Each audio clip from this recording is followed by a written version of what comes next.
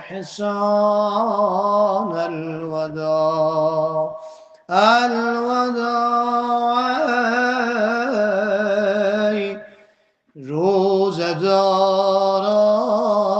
الوداع أيها الإخوان با عقل و تمیز می رود از ما چه مهمان عزیز بود رمضان چندگاه مهمان ما می رود اکنون سوی جانان ما می برد با خود همه جرم و ذنوب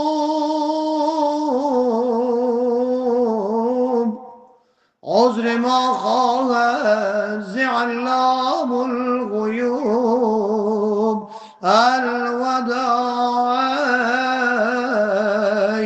ماه غفران الوداع الوداع رحمان الوداع بود و مرهم بر جراحات ذنوب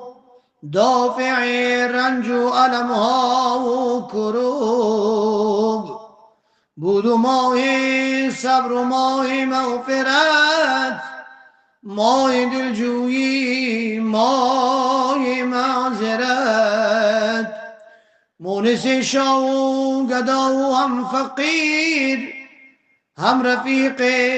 پیر و برنا و امیر الوداع شهر رمضان الوداع الوداع مونس جان الوداع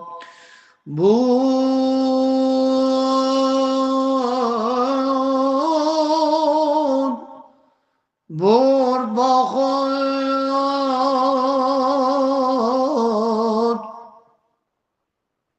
بود و با جود و کرم ماه شریف بود با جود و کرم ماه شریف روزداران شد ز جودش بس عفیف پاک و طیب گشت جمله روزدار ایمن و آزاد گشت از شر نار زان که باشد صوم سپر بر مومنین از عذاب دوزخ و نار سجین الوداع ماه احسان الوداع الوداع ماحی عصیان الوداع الوداع عتق نیران الوداع بود ماه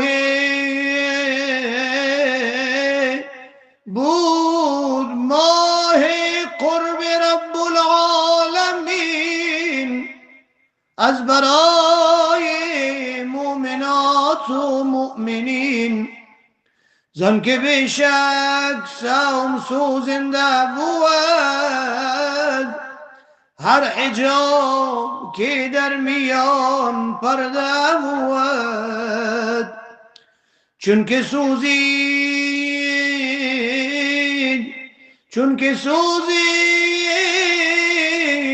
پرده ها را یک به یک میرسد بنده به قرب هو معک الوداع ماه رضوان الوداع الوداع آی احسان